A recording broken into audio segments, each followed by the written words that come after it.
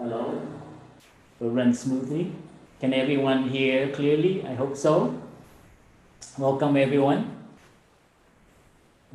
We are live streaming from Upper Hamlet in our new online monastery office. And today is May 22nd, and year 2020, and we are having a wake-up retreat for Indonesia, for all the core members and Sangha builders and the whole family. So we are also, I think, online somewhere on the planet as well. So we're where we are all connected in this moment on the planet. So let us, you can close your eyes and let's breathe together and not be caught by where we are at. Please sit comfortably. Hope you are in a space where you can feel a little calm and not be disturbed. Because being online, actually, we are experiencing that it can also nourish our meditative state. So it's not just the screen, but it's where our attention is in the present moment. So please try to come back to your breath. We'll breathe together. I don't have a bell with me, but we'll take about maybe a few breaths together to be aware that we are on this planet together. Breathing in, I can close my eyes. Breathing out, I look with my third eye, the eye of awareness.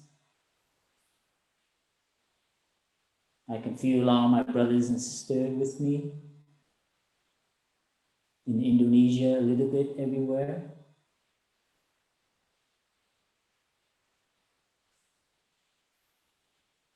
I can feel all my brothers and sisters all around the world who are meditating, maybe at different parts of the day.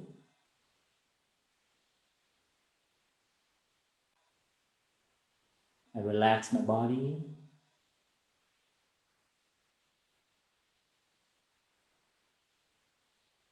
Come back to my true home, my inner island, my refuge.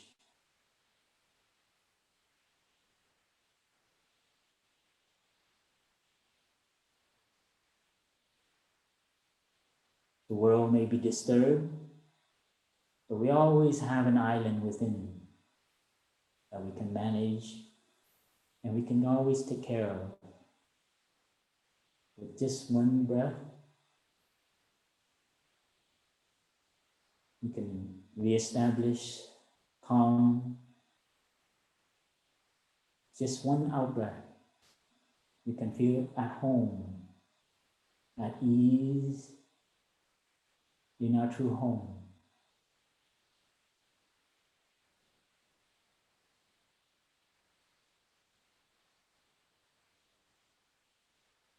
The safest place for us to be is not anywhere outside. It is within ourselves. That is the safest place.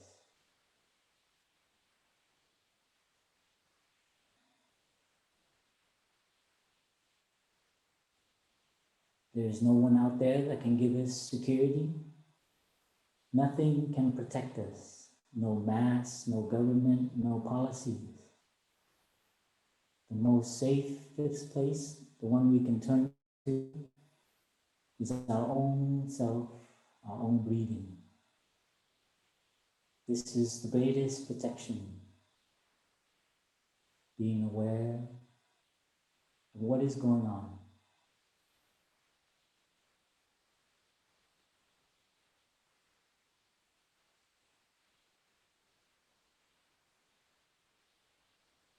Who can give us security? Who can give us safety?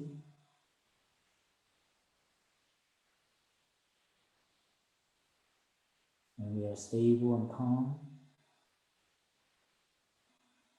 Nothing can disturb us.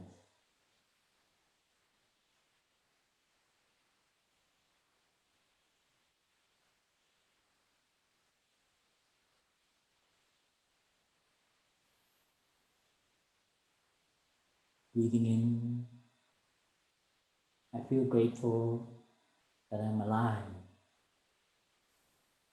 I'm healthy enough. Breathing out, I smile to this moment, to life.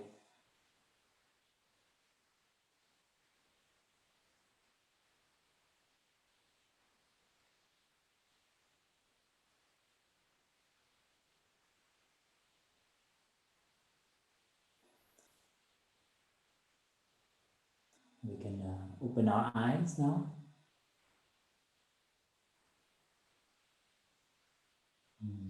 It's nice to take a moment to connect to ourselves and to connect to everyone else connecting in this present moment.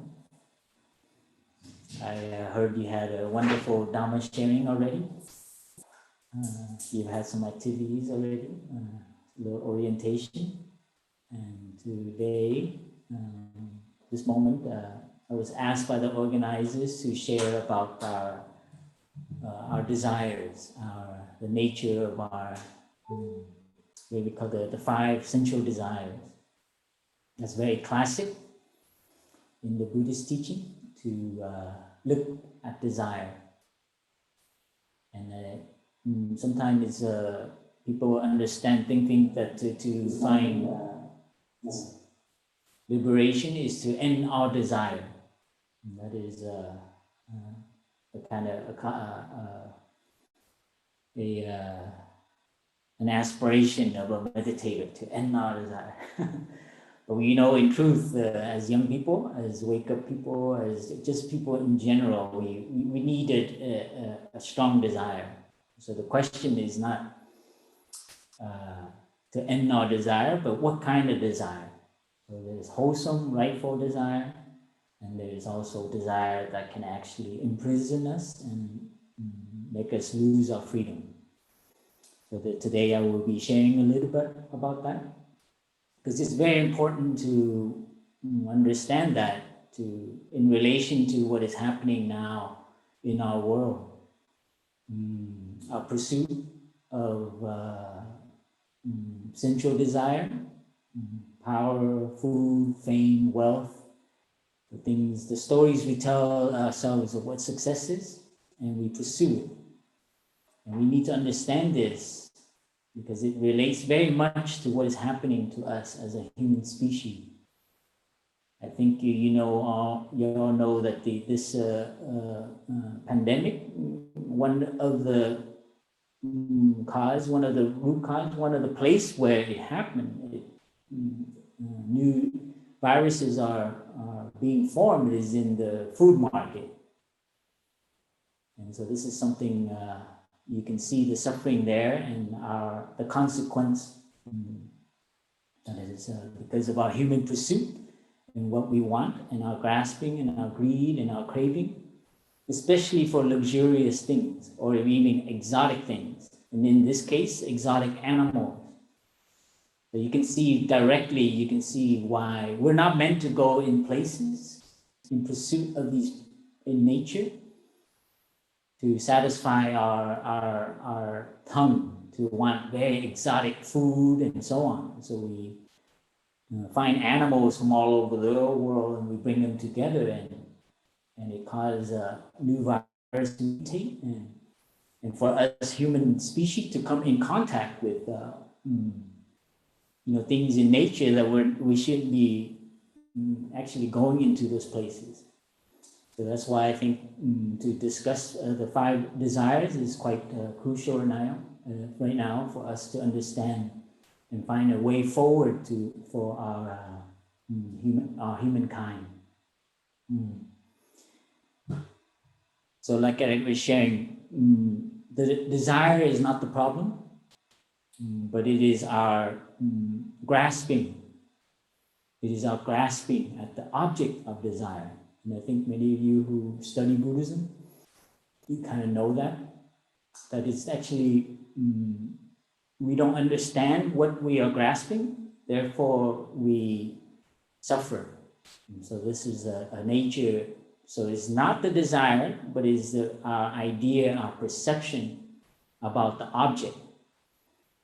Like for instance, money. The concept of money it was used for a kind of a practical way for us to exchange and to help each other and to delay the exchange. Right? Now we pursue and we sacrifice everything for the bank accounts and so on. So it becomes a concept, an idea that we pursue and we sacrifice our happiness in the present moment. So that's it, because we don't understand the nature of money. And we think that can bring us security, you see? So that's our wrong perception about money. And you think having a big account is secure? Many people with, $1 million bank account still commit suicide, still take drugs to escape themselves. So you see, when you look at the truth of money, at the nature of it, then you can really see and find a way not to be caught by that desire. That's an example, and we'll get into that. So the suffering is born from our perception. And this is very, very important to understand. So it's not to get rid of all desire, but it's to look at our ideas and our notions about the things that we desire. So this is what meditation and people who have time to sit and look. If you're a practitioner, you have time to look at that, at the nature of our desire. When something disturbs you, or when you lose something, or when you want something and you don't have it and you suffer, a meditator uses that as an opportunity. When something doesn't go well for you, good, bad, or something does go well for you and it makes you excited, a meditator is someone who can actually have the time to look at that. Why did this make me so excited and I lost myself? A praise from somebody or something. And so this is what a practitioner does. Desire, our teachers share that in relation to our vitality. There's nothing wrong. There's our human nature, we call it vitality, is the life force that moves us. It makes us thrive. So our spirit is not to see the world as suffering and, I should not desire anything.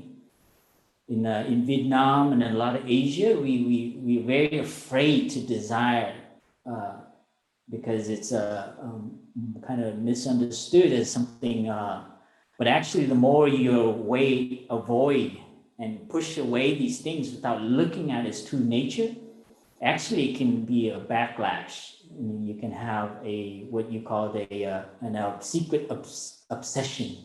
We call that when someone pushes something away, then happens underneath it even becomes stronger. And in psychology, that does happen. And that's why a lot of people who practice to restrain themselves without understanding, then it actually is like a volcano. It actually blows up. So they actually lose everything. So we have to be very careful and this allows us to be more human, more kind to ourselves. When we recognize we are caught in a desire, don't be so reactive. Just, recognize, calm it. So meditation can help us. The more we can learn to handle our breathing, to be present, and to nourish our mindfulness energy, then is that mindfulness energy, that attention that allows us to look at what is happening within us. When we are caught with a desire, we understand. When we are caught by a notion that causes suffering, it is this awareness, this meditation, which needs to be cultivated and trained. This is what the practice of meditation, of mindfulness, can help us. So that's the basic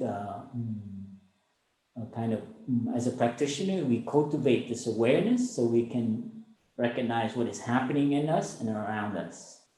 So around us means the objects that we desire, or the notions about our life, what we should be pursuing, our career, and so on.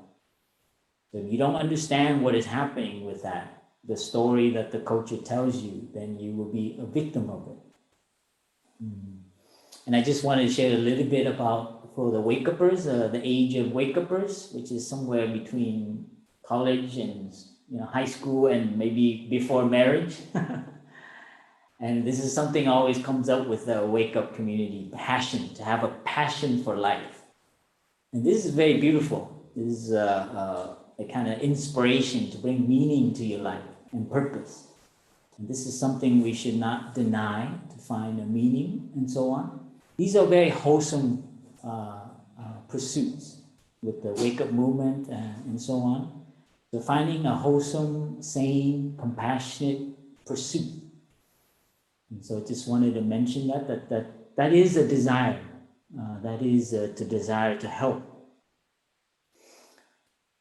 Traditionally, when we talk of desire, we talk about the five senses, the five sensual desire, namely the form, right? Through our eyes, what we see, the sound, what we hear.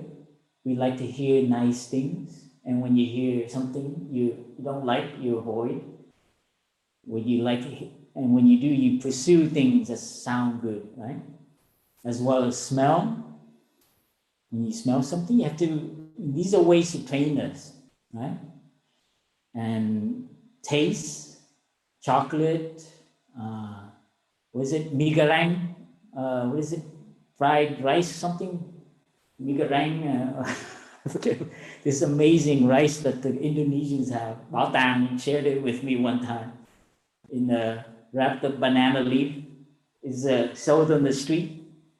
It's like fried rice. I say that your mouth is part of your watering, right? And there's also a fried noodles. Huh? I hope my New Hamlet sisters are not, their tongue. So we are aware of that. For Vietnamese, it's Phap, Phap. Yeah.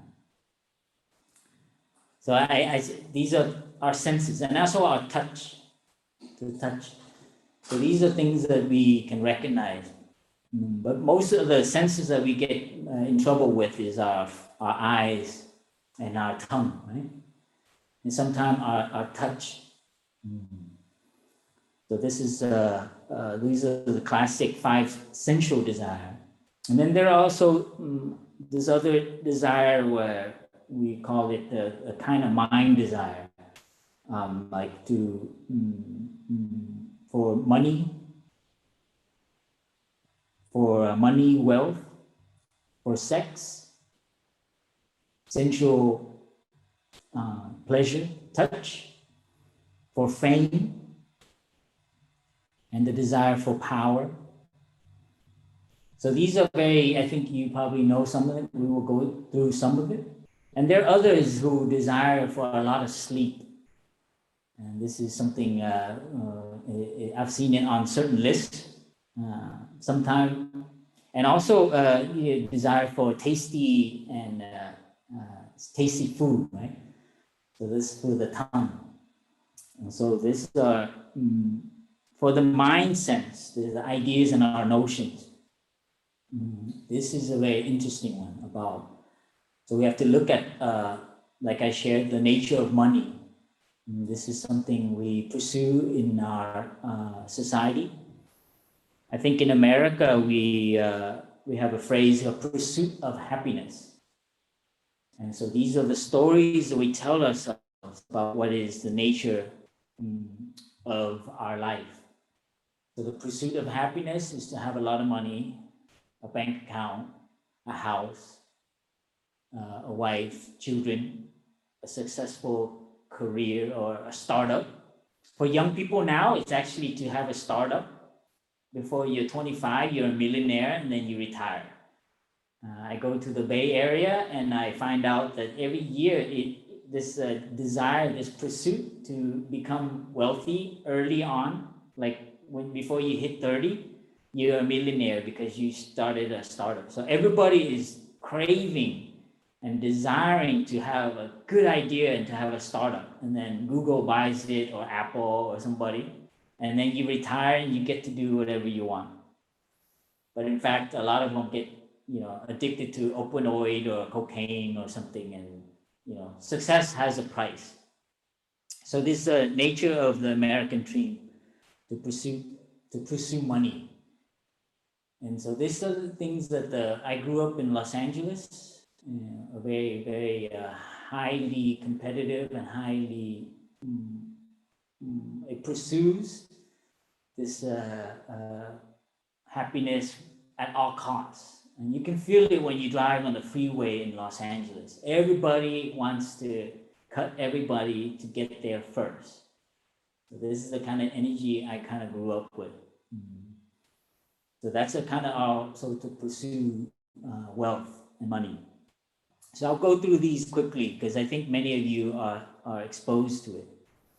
Like another thing related to money is also the things we own and the possessions. And this is one of the causes of where we're at now in terms of our climate and our world. Because we, excuse me.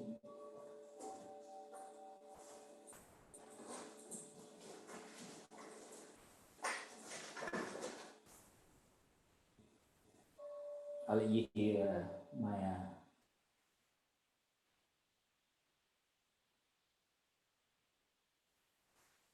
have a little alarm.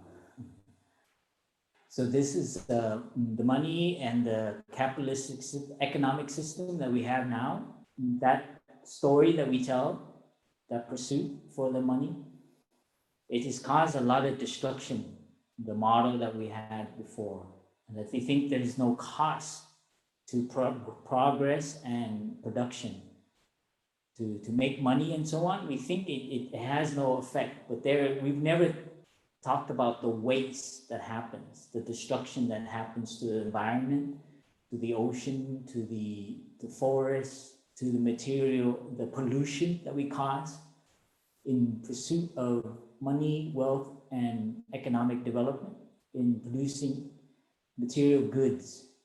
I think some of you probably might have seen, when I was in Indonesia, I saw the place where they dig for the diamonds on one of your islands. It is a huge, gigantic pit in the earth. Just because they're pursuing like a little rock, we define as diamond, And so just right there, that notion that this rock is just a rock, and it's very, very precious, it's very rare, and women and men like to wear it and to show their status just because of this notion and this value. And what do we do to the environment, to the pollution, to the countries, to the island, digging a hole into the earth just to look for these little rocks? You see I think many of you are aware of that. And so these are things, and look at other things, Look at your iPad, you have to look at your new Apple phone, your whatever you're getting, that you keep getting, like a new shirt because it's a new season. So these kind of desire to keep up with a kind of a way, we need to really question that. So these are the stories that our society, our education have told us, and it has brought us not happiness. We get the shirt, we get what you want, you get that object that you desire, and it doesn't last very long. I don't know if you notice. And then, a year later, you have to upgrade it, or you have to get another one because it's out of fashion. So this is the mechanism of capitalism, of our culture. And they say that keeps the economy going. It keeps people going, but that is not true. This is just, we have to really look at because it relates to this desire for money, the economic system that we've set up. And a lot of Asia are looking to the West as this model, and we're losing our culture, losing our way. Very important aspect as we grow and develop. And I think the industry, the palm industry in India, in Indonesia, I think we went to visit some of that. So in the West now, they're waking up to palm oil, but in Asia, it is a very, what do you call it, profitable thing to go into, because it's less work. Farming is a lot of work. Palm oil, you don't have to take care of much, but it destroys your country. So anyway, we need people. I think this is something very related to what is happening with the climate. And of course, sex and the sex industry, the pleasure of sexual interaction has brought us, I think the youth into a kind of state of loss, as well as a lot of adults as well. So we can see that in the economic system, our culture uses that to control and manipulate our culture. So this is something we must be aware of, and what it causes in terms of suffering in the family and in children. And so this, I think you all know. And you can see that in the movies, in the media, this element of sex, it waters our seed of sexual desire. And anyone who is addicted or caught in sexual desire, it's like we say, you're like having a fever. Yeah. And the third element is fame. So we have money, sex, fame. Fame is a very interesting. You don't want to be a movie star, but there is something there you want to be recognized. You want to have a status. You want to have, like, they call it upping or something like that in the young culture. If you get to a new partner and it's the partner has better status, your new partner makes your lifestyle, your status in your friends' eyes. So this is another like status symbol, status. So that's like in terms of fame, identity, who we are. So fame here, we have an idea of ourselves, and we want everyone to support it, to recognize it. And this is happening a lot with online. How many of you have Facebook or Instagram? Yeah. You have you post one photo each day, or you have to put something every day up, right? So you are creating a fame for yourself. Wow, look how many people look at my image. Oh, look how many likes and what these thumbs things that I have. I noticed there's one like this and there's one like this. Yeah, and it's like you get more of the down one. You're like, oh gosh, what did I do wrong with that picture? And you try to improve it. So this is slowly happening, and you build that, you are building a potential for suffering. You see, and so that's a sense of self. I term it like your virtual self. You already have a lot of difficulty handling yourself and your relationship, your parents and your friends out in the real world. But now you have to take care of your second self online. Make sure everyone likes you and they're following you, and they can befriend you and not defriend you.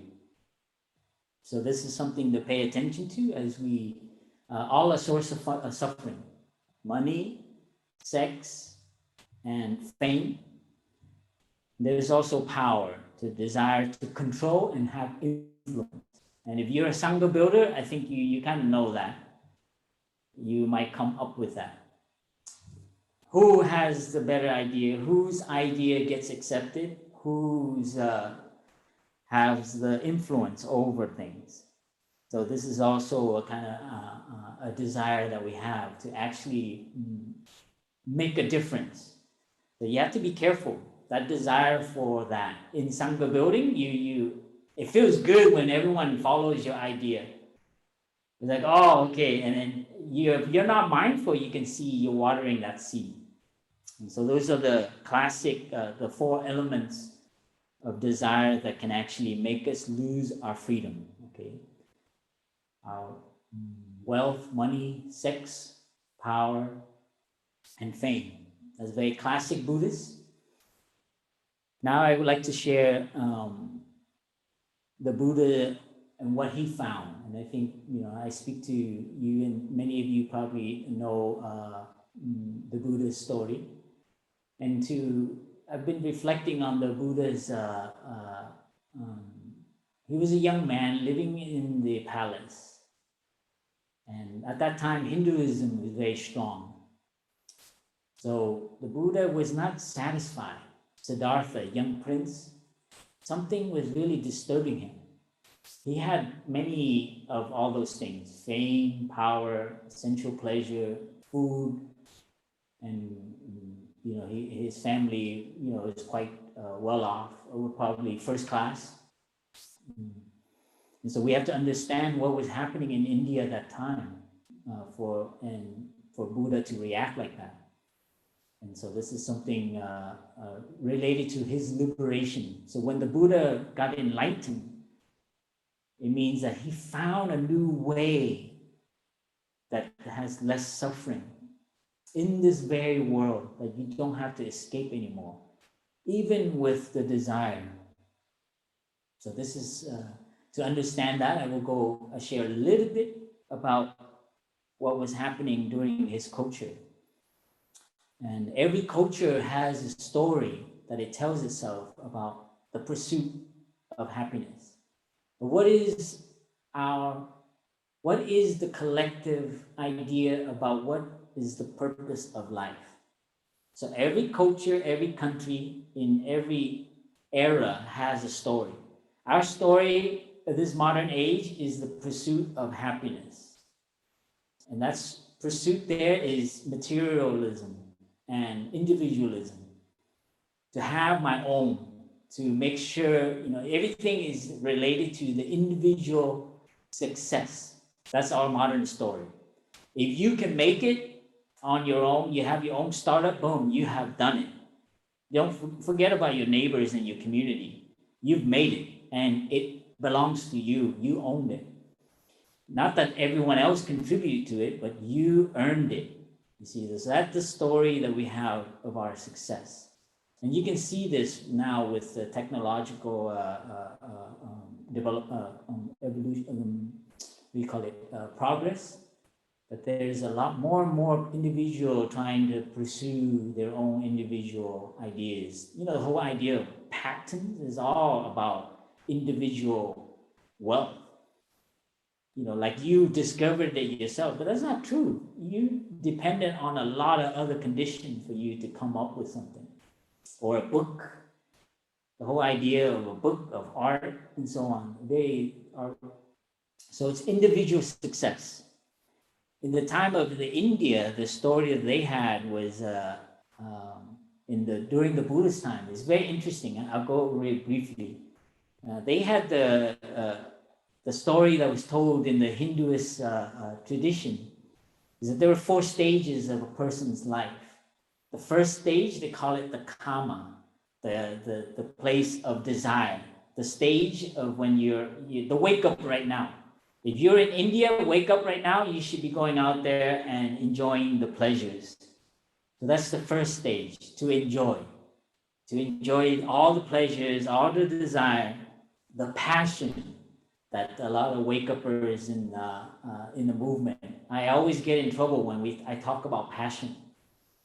Because you have to be passionate. You have to have you have to go out there and live the artist's life, to have a relationship, to have a good social life.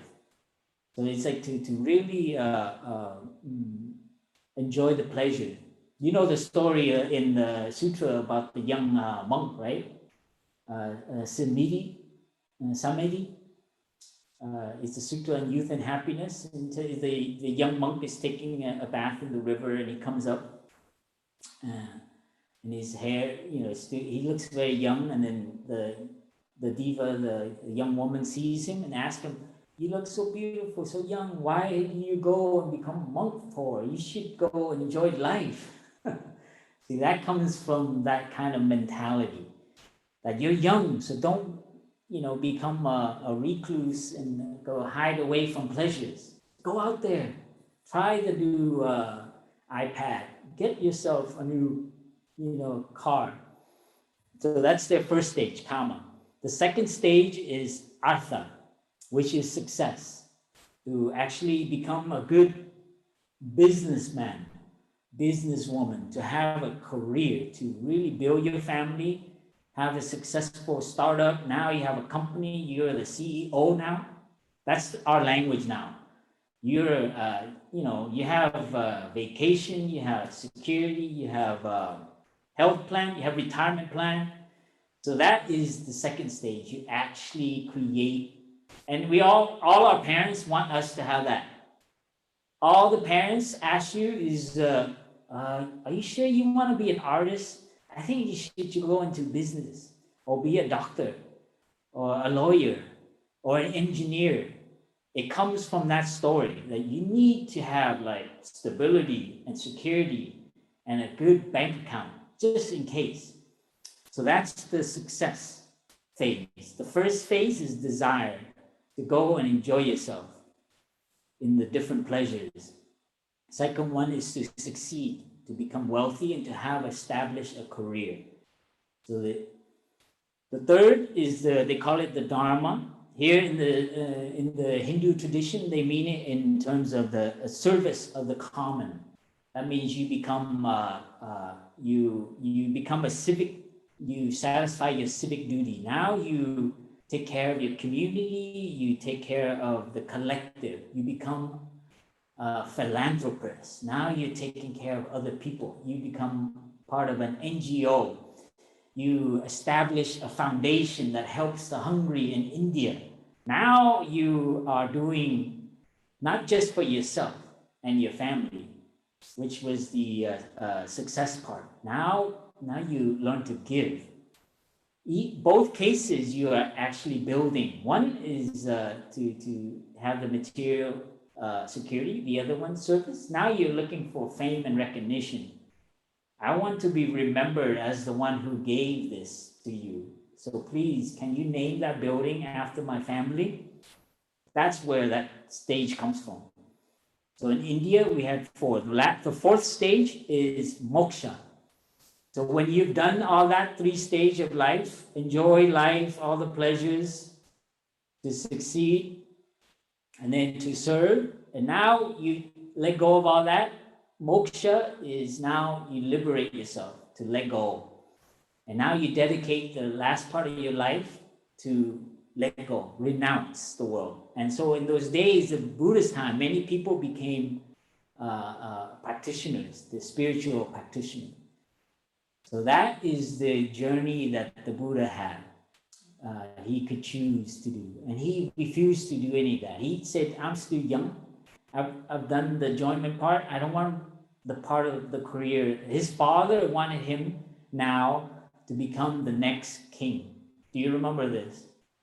Yeah, so the Buddha said, I don't want any of this. I'm going to go straight to the moksha part.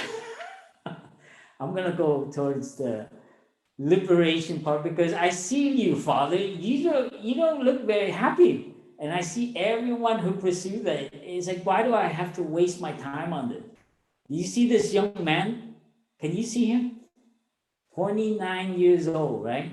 His family, he's still very disgruntled and he suffered because he knew that this stuff doesn't bring lasting happiness, all this pleasure, all this material security.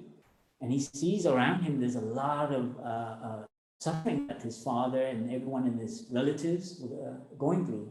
So the Buddha was like, no, I'm going to go find a different way.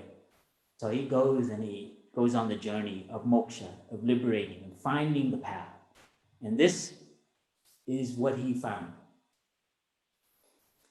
So he saw that in Buddhism, in the world, we feel happiness is accumulating. what the Buddha found is the path of letting go. So in Buddhist, if you look at a lot of the spirit of Buddhism is to let go. To nirvana is to end all our notion, to let go of all our notion. Moksha, liberation, is to release. So remember, in Buddhism, the more you let go of things,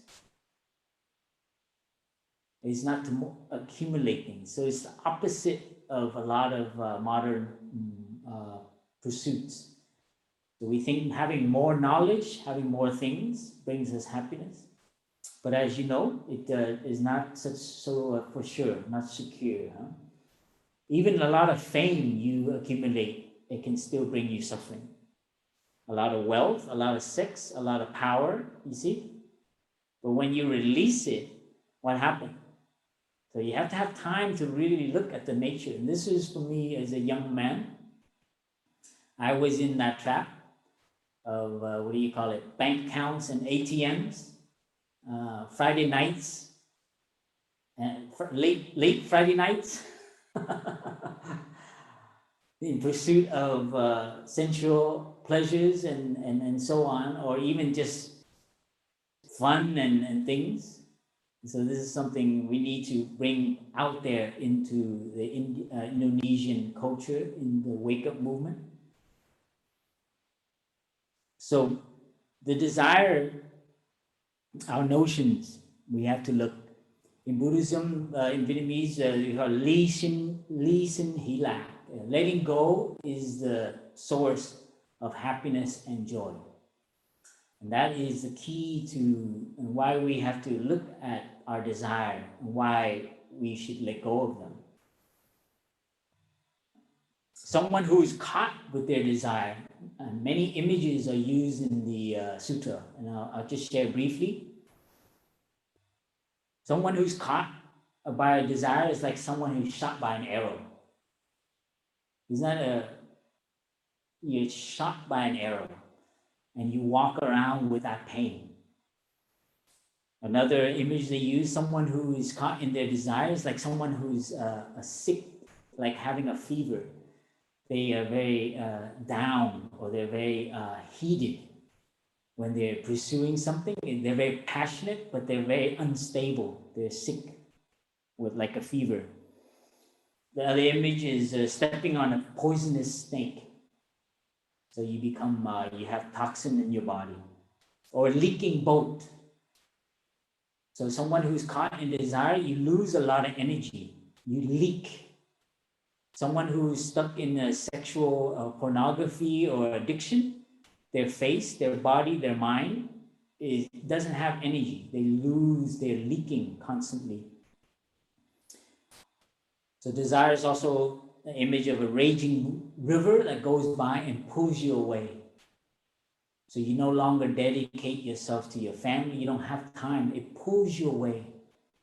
You take all your energy towards that and you leave everything you love, everything you care for because of that desire. And you know this from addiction. And the last image they use in the sutra is a fish lacking water. So a fish who cannot be nourished, who cannot live, like a fish without water. So these are very strong images that the Buddha used to describe desire. So now move into how do we practice to let go of desire? What the Buddha realized, his insight.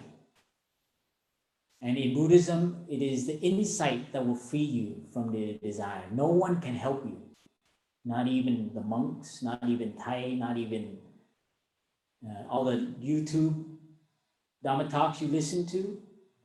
It will only come when you have your own insight about the nature of your desire. So remember that in Buddhism, it is not the Buddha, it is not God, it is not someone out there, but it's in your insight. That means you have changed your view about the nature of the chocolate. It's like, why am I always eating chocolate? And you see the nature of it is because you feel insecure. And when you know why you feel insecure and you can take care of that, and you find a liberation from your insecurity, you begin to love yourself and take care of yourself. You see that your family, the way you're raised up, you didn't have that stability, so you feel really a lack. So it's that lack, that little child in you that needs taken care of. When you learn through meditation to stopping and taking care of your little child, and you find that you find happiness because now you realize, like, okay, I accept you just as you are. So you go into the root. So the root is not the chocolate. The chocolate is no problem. And it's not and you have to understand what the desire for the chocolate. So when they say desire, they use an image of like someone throwing a rock at a dog. And what does the dog do? The dog gets upset and it chases after the rock, and it starts barking at the rock and say, "You hurt me, rock." But the dog doesn't see that the rock is not the one, the problem. This is someone who threw the rock. So it's the same thing about our ignorance about where our true suffering comes from. It is not chocolate. It is something else. So insight is when you realize what that root is. And usually that has to do with a perpetual suffering that's happened in you, in your family, and in your culture, and the way you view yourself. So this is about insight.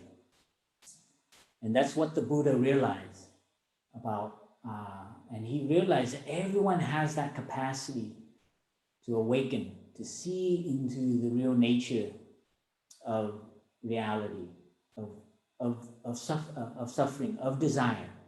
So this is, he was not satisfied with just going through the motion of the 4 stages. He wanted to find the root of, that's why, he couldn't go back until he had found a new way. And what he found was that everything comes from condition, condition co-arising. That is his insight. He saw that everything comes to be because of causes and condition. This is because that not is. That was this amazing breakthrough. We realized, they arise because of certain condition. And that's very important to be aware of when you have a desire, when you have a suffering. You have to look at the different condition that gave it. It's not just your father that is the cause of it. It's not your brother and sister. We always look for the one cause, that he is the cause, or one notion. So you begin from that insight of dependent co-arising. So that was his ultimate realization, the causes, the genesis of Buddhism. And that led him to the Four Noble Truths. So this is the Four Noble Truths can be said in one sentence. He realized the arising and the dissolution of suffering and happiness. So this is the Four Noble Truths. The arising of suffering and its cause, right? And its dissolution is when you realize what is the cause of your suffering. The arising, the dissolution. And it's very Buddhist, right? In meditation, that's why we train with mindfulness, to recognize when something arises, how long it stays, and its dissolution. And he realized that nothing is permanent. Yeah? So this is a very, everything arises, stays, and it dissolves. So the Four Noble Truths, suffering, the cause of it. Third truth, happiness, and the practice to cultivate happiness. You see his very simple formula, huh? And it's very, very up to date. It is not 2,500, 600 years ago. It can be applied right now to look at the nature of our society of why are we in this pandemic. Do you think it's the virus's fault? Is the dog chasing the rock? We blame it on the virus, we blame it on another culture, but we are all co-responsible for what is happening to the climate, to the planet, to animals, to the environment. And how we've been treating the ducks, the chickens. What do we do to get pate on our plate, to the eggs? We have to see the human pursuit for luxurious foods and things. And so the Buddha realized three seals, and I think some of you know, the non-self, impermanence, and nirvana, or interbeing, the ending of our notions, to see the truth of it, that everything interbees. So these three notions you can use every time you have a desire. You have to remember these three seals, okay? This is what the three seals that help the Buddha look into its nature.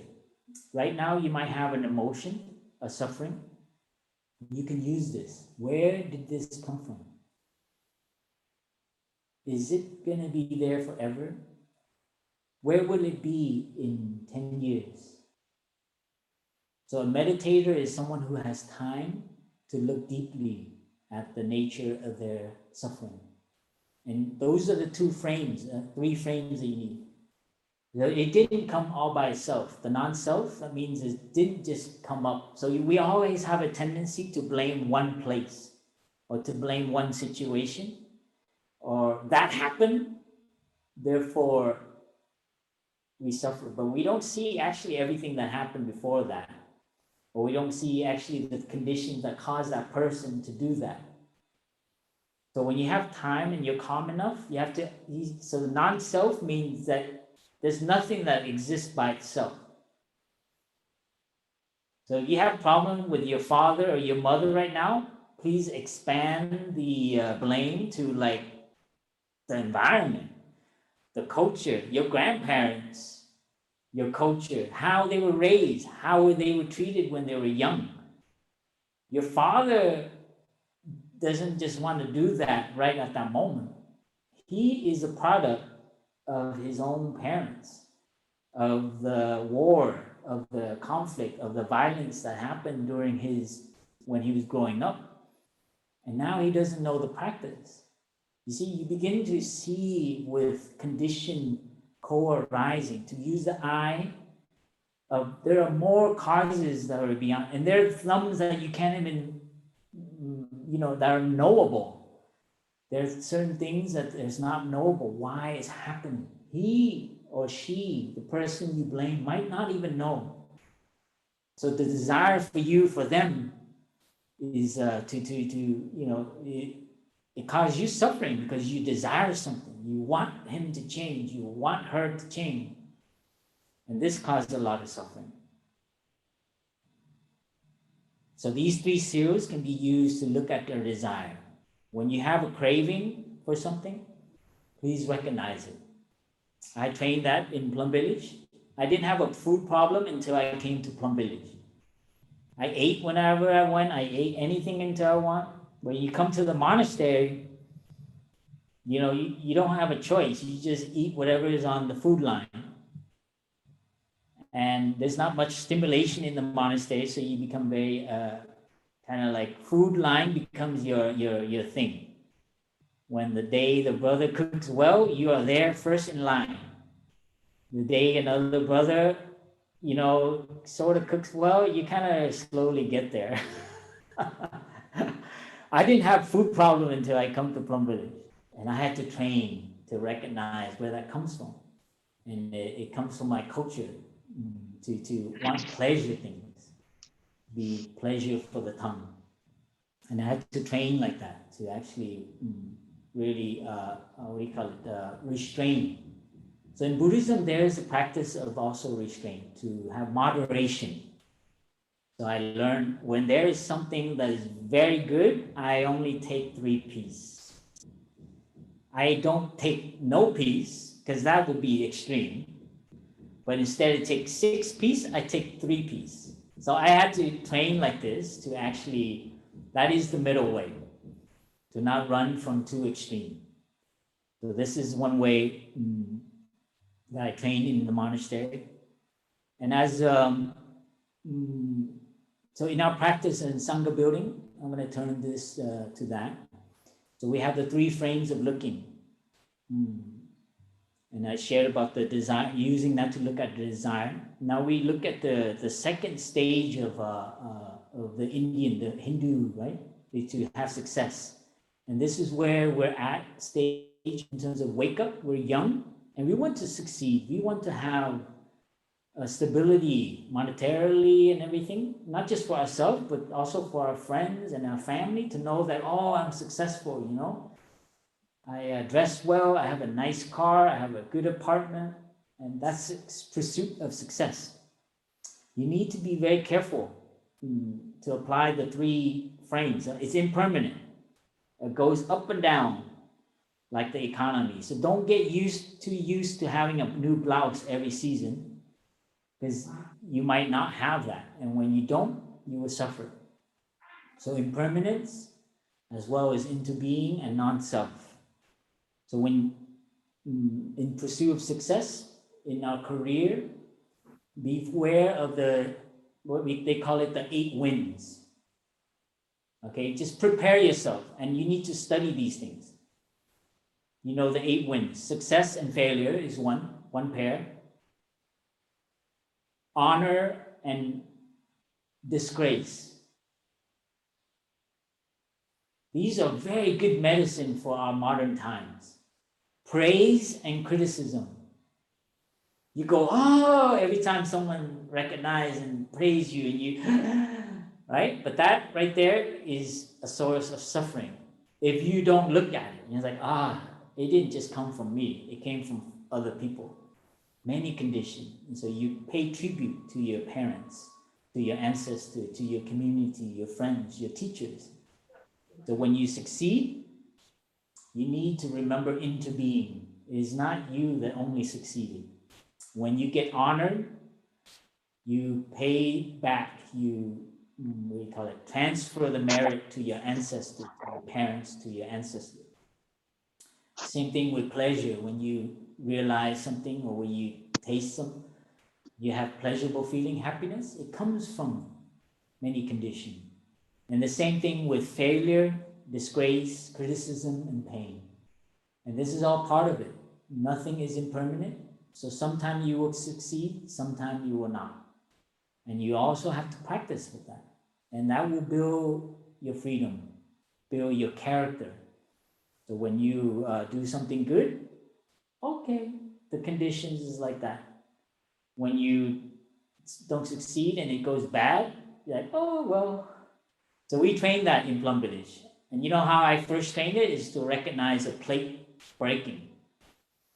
Oh, someone break the plate. In Plum Village, the monks are crazy. They celebrate when someone breaks their bowl. They're like, oh, look at a flower bloom. And the first time I come there, I realized, like, what, these monks are weird, you know? Nobody worried. So when something goes wrong, you have to also be very careful. Like when you spill a cup of orange juice, you get very anxiety and you start telling yourself, I'm so bad. Oh, why did I do that?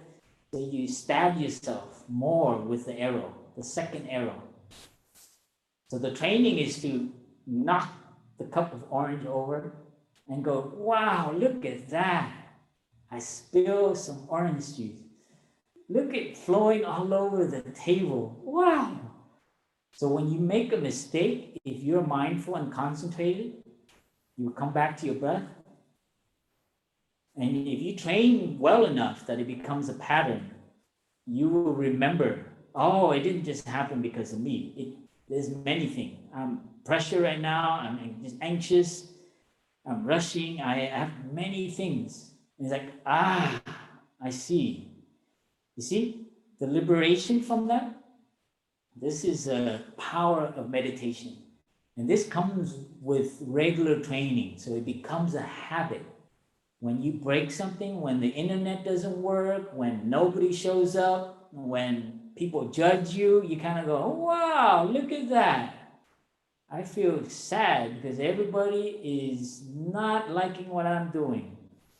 And then you take care of your sadness. He's like, okay, sadness, I know you're rising. I know you're staying, but don't stay too long. So you find a way to practice even with sadness, with judgment.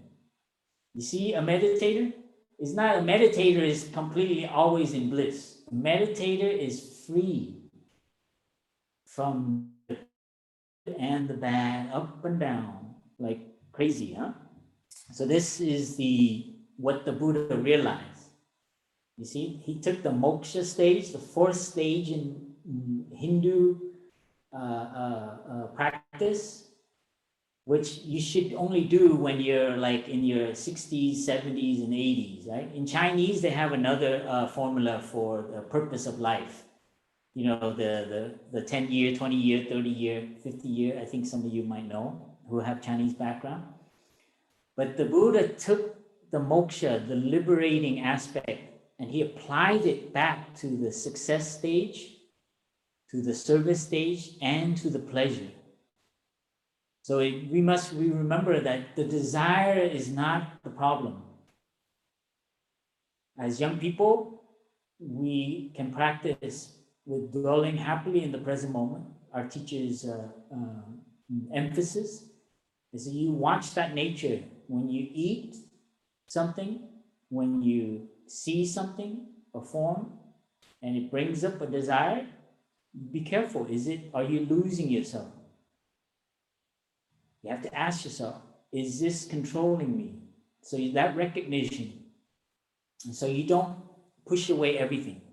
There's some people who practice meditation and they're very afraid of desire. So they block and they're not supposed to, enjoy anything. To enjoy it, but not lose yourself. This is the middle way. So you don't get caught between extreme pleasure and just being lost in pleasure, and sensual desire and your desire for success and fame, but you are moderate. You are, you are your master. You don't go to the other extreme where you avoid all of that. And that can create mental illness. People become very, very feisty. It's like, don't do that. How can you eat so much? All of a sudden you have not found peace in yourself. You use your practice to cause others to suffer. It's like, why are you always doing that? It's like, so, someone who is have touched that in themselves, they're just nice people. So if you see you're practicing and you're becoming not nice, then you have to be very careful. And sometimes we can use these different desire, the things that we in Buddhism is saying is wrong. It's like you see someone desiring something and then you really are mean to them. You're kind of like, and so you have to be very careful with that. So that's a kind of extreme practice. So these are the things that we can use in our practice. To look at things, and in our Sangha building, this is also very important. The third stage of the Hindu stage is to serve and to build community, to offer service. And many of us, and I know Indonesia has a high culture of service. In Japan as well, in Singapore, they want to do good for the society, good citizenship. But we have to be very careful. Even in our desire for service, we might be building up a source of suffering. Even our aspiration for doing good things, for helping the environment, for helping causes, affinity groups, gay, LGBTQ, all these pursuits, do you remember the third phase? This stage, it needs to have the liberation phase. In Thai's language, it's called activism with contemplation. Those two need to go together.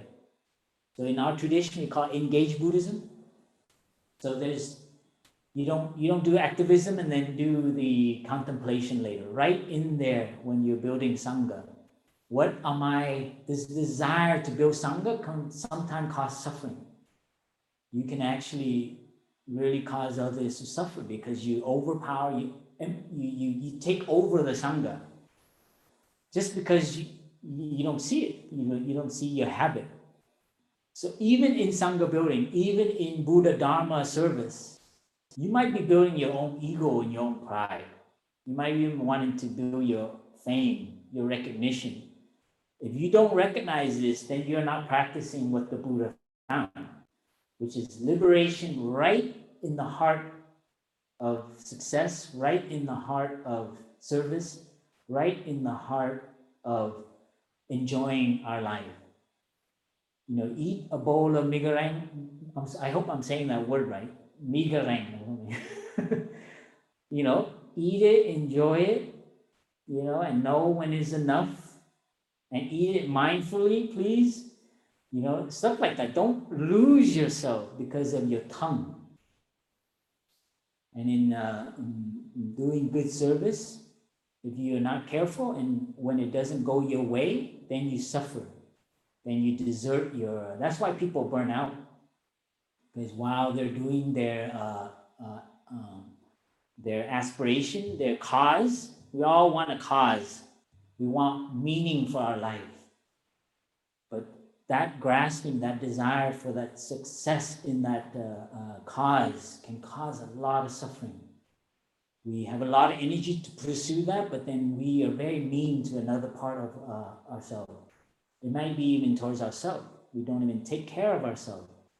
We say, oh, this is a good pursuit, and we sacrifice taking care of ourselves. See the liberation? To be very careful with our idea, our notion. So this is a new path for us as we come out of the situation. I don't know how hard it is in Indonesia in terms of the economic fallout, but in America, it's quite pretty bad, and people are really suffering because it's all based on a security that's not so stable. Yeah. So now in Indonesia, you have a chance to. We all have a chance right now, in the state of affairs in the world, to actually really look at what is our story for our time. If the Buddha were alive now, what would he find as a way to liberate? And it's exactly, I see that it hasn't changed much. Is really look at the nature of our desire. What do we want? So this is our teacher shared as the ultimate concern, is to be really free and happy. This is the ultimate concern beside underneath the conventional concern, having all these things. Those things are impermanent. You cannot take it with you. Your bank account, your ATM cards, these things are just, you need them to work, to do what you need to do, to have insurance. It's not to deny that. And it's not to not enjoy megarang and bananas and jackfruit and do that, but don't lose yourself. Don't be caught in the story that the society is telling you, especially the American dream story, which needs to be upgraded majorly, because a lot of Asian countries are pursuing that. Have their own car, their own house, their own grass, cutting it and buying food from all over the place. And so this is something we invite you to, as a Sangha, to reflect on, to find a new way. That's why our teachers emphasize so much on community building, Sangha building, because we can't always be our best. But with the Sangha, we can actually take turn. When we're not at our best, other members of the Sangha are at their best, and we take refuge. So the Sangha, building a Sangha, is big task. And I think with the recent pandemic, you can see many people are wanting to be in connection. And we hope we come out of this with a kind of new inspiration to build community and to support each other. And this is a way for us to realize not a individual enlightenment, but a collective enlightenment. So we don't all have to be fully enlightened like the Buddha. So Thai opened a new door for us. We can be partially enlightened together as a community. That's Thai's vision for the next Buddha. And it would be great if somebody got fully enlightened in the partially enlightened community. But just don't tell them, okay? Because they'll start worshiping you. So we can all contribute to building community. And I hope Wake Up, you can do that. And it doesn't have to be far away. It can be right in the middle of Bangkok or well, I don't know what, Jakarta, sorry. And right in the middle of all the busy city. It doesn't have to be away. So this is our message to all the young people. Please find a new way, a way that has a better approach to the sensual desire, the material desire, and the desire for success. A new approach to that. So build your startup, have a great idea, but do it together so that you will be in check. Your Sangha members will let you know that you're just losing yourself. You don't really care about us anymore. And so you lose your humanity. So this is an important aspect to have the Sangha, because the Sangha will help you, because we're not all always fully aware all the time. But with the Sangha, we can support each other and give feedback. And so I think this is a new, for Wake Up, this is a new way for us to not go individually, but go collectively. And so the journey, everyone in Buddhism, we want to be liberated, but remember, you don't need to liberate yourself. Like, you can be partially liberated and you support each other. And this is a wonderful path. It's a more humanistic path. So that's something I'd like to offer to everyone, and wish you happy continue sharing and practice. And please take care of yourself and take care of your family. So we have a phrase now, take care of yourself is taking care of the world. So please make sure you're doing that. Thank you for joining us. And I don't know how to say in Indonesian, but terima kasih, something like that.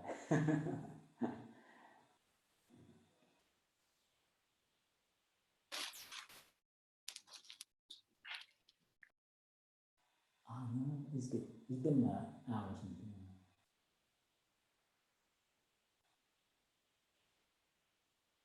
Please have discussion on this, okay? I think you have Dharma sharing. Are there any announcements? Yes. Dear brother,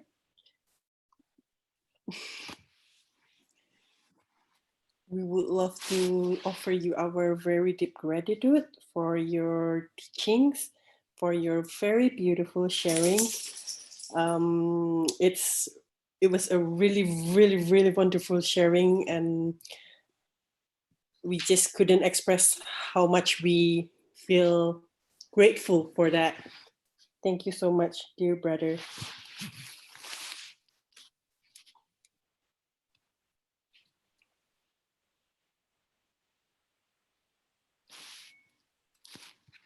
Sangat terkasih. Apakah boleh saya meminta, baru saja kita menyaksikan sebuah wejangan Dharma dari Brother Phap. Semoga materi tadi saya rasa akan memberikan manfaat yang sangat baik untuk kita semua di sini. Sekarang saya mengajak kita semua untuk kembali ke napas. Apakah boleh saya meminta tolong Brother Dobby untuk memberikan bel kepada kita semua di sini?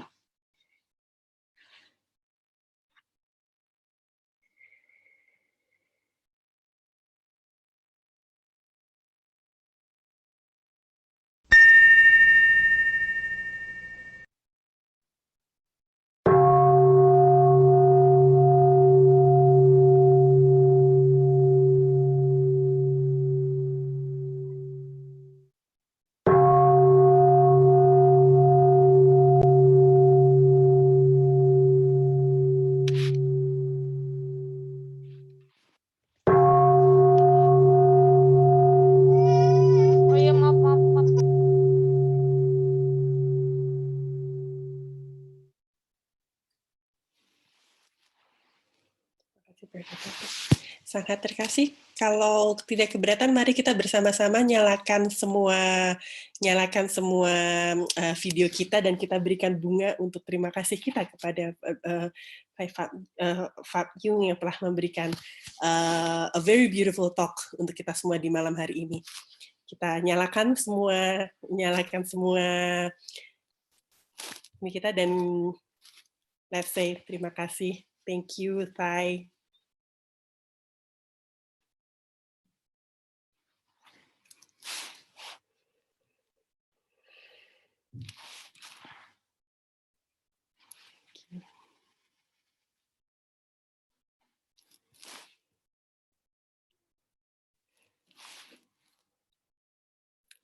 Thai, we will wait for you to come physically to Indonesia, so you will enjoy a beautiful nasi goreng and mie goreng with all of us.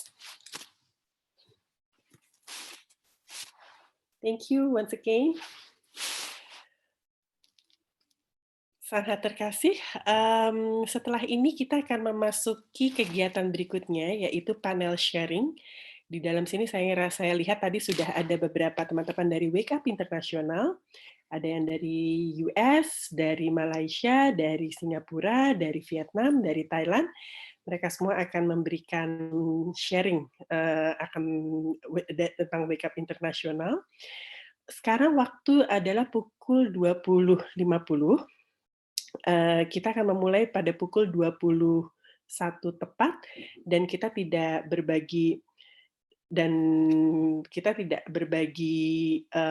akan mengganti room lagi, jadi kita akan stay di sini. Tapi monggo kalau bila mana sangat terkasih masih ingin ke toilet dulu atau minum dulu, tarik nafas dulu, silakan ditunggu kembali untuk kita mulai acara di pukul 21 tepat. Acara kali ini bukan acara required, but rasanya akan memberikan manfaat yang sangat bagus sekali juga, karena we have a very beautiful friends from all over the world that ready to share with us tonight. Thank you.